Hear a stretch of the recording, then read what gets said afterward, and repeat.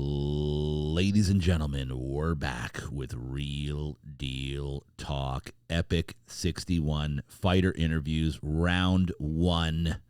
Next fight coming up Friday the 23rd, May, 2 weeks out from today. And today, right now, in the studio, a Real Deal Talk veteran podcast interviewee, Juan Martinez. Good to see you again, brother. Yeah, how's it going? Fantastic.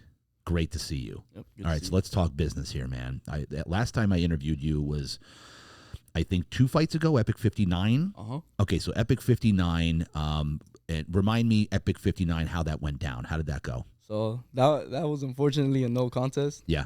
But, I mean, stuff happens, you know? Yeah, so talk to me about that. Learning experience, what'd you take from that? Oh, no, definitely a learning experience, you know? Yep. Like, that whole first fight, that whole first round, you know, was nerve-wracking. Yeah. I mean, it was my first fight. Totally. So, like, that whole first round, I was nervous. I was scared. But, you know, definitely going into that second round, I was a lot more confident. You know, I landed a good shot.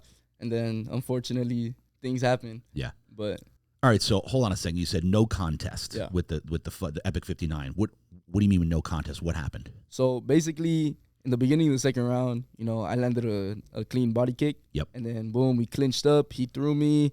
I rolled with it. We got back up to our feet. We were clinched up. And I didn't know. I mean, me and my corner didn't know that you couldn't. They didn't explain this to us in the locker rooms. That you couldn't shout out things during the round. So, yeah. I just kept hearing knee, knee, knee. And I kept hearing it. I heard it from my corner. I thought I heard it from my corner. So, when I threw the knee, and then to me, it wasn't a nut shot. I felt like I landed it on his leg. Yeah. But, I mean, he can believe what he wants to believe. You know, if that hit him, then it hit him. You know, like, who am I to say? He's the one who felt it. But that's when it ended in no contest. He just didn't get back up. Who was it again? It was Moises. Moises. Yeah. I remember this. Uh-huh. Oh, yeah. That was controversial. Yeah, I mean, like I said, it's not that I don't believe him. Yeah. I personally don't believe. But if he says that it did, I mean, well, who am I to say? You know, Exactly. I didn't get hit. Exactly. So yeah, I remember this now. I remember it. Yeah, you want to run it back with him? I mean, I would, but at the same time, I'm trying to fight other people too. Of course. I mean, what I would like, I've told this to other people too. What I would like is, I would like for both of us, you know, to climb higher, and then we could see what happens later on in the future. You know, when we both have a little bit of, you know, like, crowd to our name. Yeah, so, I like that. Yeah. Yeah, that way if you meet again, it's, you know, let's see if the divine intervention happens again. Yeah. I love it, dude. But hey, listen, it's a part of the game. It's a part of life. Anytime you get knocked down, the question is, do you get back up? Oh, yeah, of course. And you get back up. If you get back up stronger, now we're talking. So talk to me about between then and now. Have you fought between then and now? Nope. Okay, so this is your comeback to the Epic cage. Yep. All right, so talk to me about what did that do for you as far as motivating you? Talk to me about that. So it really just helped me just refigure out my whole schedule, because before I was training a lot, but I was training so much at the same time, like nothing was sticking to me, you know? So now I'm still training, you know, for a good amount of time, but I'm not training as much as I am.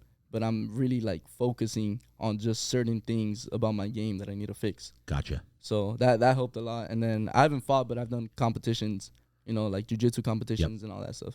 So basically what you're saying is you were training more then, but it was a little bit kind of more all over the place. All over the place. Not completely focused on certain areas that you knew that you needed work in. Yeah. Is that correct? Beautiful. Love that. So how much are you training right now? Give me your schedule as far as how many days a week, how many hours a day? So right now I'm training sometimes 6 days a week, but mainly just 5 days a week. And I'm training roughly around like 4 to 5 hours, 4.5 hours. So this is not training as much as 4 to 5 hours a day? On the last one, I was training like 8. Oh my gosh, bro. Yeah, like 7 to 8 hours a day. Good Lord. Yeah, but I mean, now I'm actually like sticking to one thing and like just working off that.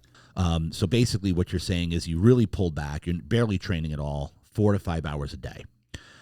So what have you worked on since then and now? What's your main focus? So right now, just my main focus is just polishing up like everything right now. Yep. I've been just training consistently, a lot on striking, a lot on grappling, all that, and just adding the final touches right now. Nice. What would you say right now your strong point is? My Your strong strength. point, I'd have to say both. I'm Yeah. like a little bit of both right now. I'm not. I don't really have a favorite. Yep. Jiu-jitsu Yeah. and striking. Uh-huh. And so who are you fighting on this one? I'm fighting a guy named Ryan. Ryan? Yeah. You know his nickname, last name, anything? Just Ryan. It's like I don't want to like mispronounce it. Okay, yeah, that's good. That's very respectful. Yeah. It's like You've seen him fight. You've seen videos of him. Yeah. He fought on the same card as me. Oh, he did. Yeah. He fought. Raul Rose is his fighter. Nice. Yeah. So I'm assuming you know him. I don't know him. Okay. But I mean, I've seen him fight. Yeah. Nice, beautiful. So would you say between then and now, coming into this fight, how much more comfortable are you? Because that was your first fight, super nerve-wracking. Would you say you're more comfortable this time coming in? Yeah, definitely. The nerves aren't getting to me as much. I feel a lot more confident. I feel a lot more ready in general. Like, I'm not going to let nothing stop me as soon as I get in there. Beautiful. And then talk to me about the, give me a prediction for this fight. What are you seeing? What are you feeling? What are you visualizing is going to happen in this fight? I mean, it's kind of hard to say right now, but I mean, I'm confident I'm going to walk out that cage with my hand raised. And, I mean, you just got to show it. Let's go. Yeah. All right, so let's remind us here, because we talked about it the first time you came on the interview a couple fights ago. Why do you fight? What keeps you motivated? What's your main driving factor every day? Because training 4 to 5 hours a day, 5-6 days a week is complete insanity. Yeah. That's not normal. Like, something has to be driving you to do that. What's your main driving factor? It's definitely my friends, my family, my coaches, everyone that has my support. All the other fighters that I train with as well, they're all supporting me. They're all backing me up, pushing me forward. And Love it. That definitely helps me out a lot. So on that note, let's get some shout-outs here. Give me some shout-outs for either people in your family, your friends that you want to kind of shout out here on the air, your training partners, your coaches. Let's go down the list and get some props out there. Shout out Arlandela, Don Osala, and then shout out Daniel Reyes and Diego. Yep. And Logan too. Beautiful. Can't forget them. Yep. Logan. Yeah, I know Logan. Yeah. What about family? Anybody in the family? Oh, definitely my mom, my dad, my brother, sisters, all of them. Who's your main family member you think that you just absolute so motivated that every day you want to make them proud? Definitely my dad. Oh, yeah? Yeah. My dad, he used to fight in Mexico back in the day. So, yeah. Oh, gosh. So he definitely, he loves the fact that I'm fighting too. He loves that. He loves that. So we can expect to see dad in the crowd that night. Oh, yeah, for sure. What about mom? Mom for sure too. Oh, yeah? Yeah. I thought she wasn't going to go on the last one, but she ended up going. She did? Yeah. How did she react to that fight? I mean, she was scared, obviously, but I mean, at least I didn't lose. Right. Exactly. And then dad, what was his reaction when he first saw you hop in the cage? Dad was hype. He lost his mind. Yeah, he was having a good time. What kind of fights was he doing back in, you said, in Mexico? Yeah, he was doing a lot of like karate and taekwondo like tournaments and stuff. Wow. Yeah. So he could not be happier right now. Yeah, he loves that. Is he going to be in who's in your corner? My corner right now, I'm not sure who's in my corner yet. Okay. But I have a couple people. I have a couple people in mind. Nice, beautiful. Yeah. All right. So at this point forward, we're 2 weeks out. What does the training look like from between now and then? Do you pull back a little bit? Do you rest a little bit more? Give me your focus. No, everything's still going just as hard. I mean, just focusing a little bit more on recovery now. Yep. But general, like the whole aspect, still the same thing. I love it. Yeah. Okay. What are you looking forward to the most? Getting in that ring. What do you love the most about it? I don't know. The feeling, feeling of when you get in there. Give me the feeling. Like, what are you looking forward to? Well, I mean, I wasn't in there for a long time last time, but from when I was in there, it's just the hype, the crowd hyping you up. Like it's honestly a vibe. Like everyone's there hyping you up.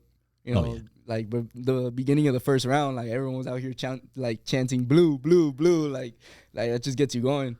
I love it. Yeah. I love it, dude. It's it's not a feeling that you can describe to somebody, really. Yeah. Right. Like there's no way to know what that feels like unless you are the one actually stepping inside of a cage. Yeah. Where they lock the door, and there's no way out of that cage other than knocking out, getting knocked out, tapping out. Like there's no other way out of that cage. Yeah. That's crazy. And you're ready. Yeah, of course. Let's go. Juan Martinez, ladies and gentlemen, Epic 61, Friday, May 23rd. Get your tickets if you haven't gotten them already. They will have a pay-per-view that night, so buy that too. This is Real Deal Talk. Just so you know, guys, you want to support the show, subscribe to the channel Real Deal Talk. I volunteer my time to do this with pleasure because it's an honor to be play a small role in these fighters' lives and their careers, and just giving them kind of a showcase spotlight so the fans can get to know them and get to know and love their story and what they're all about. So appreciate you, bro. Can't wait to see the fight. Real Deal Talk, Epic 61. That's a wrap. Let's go.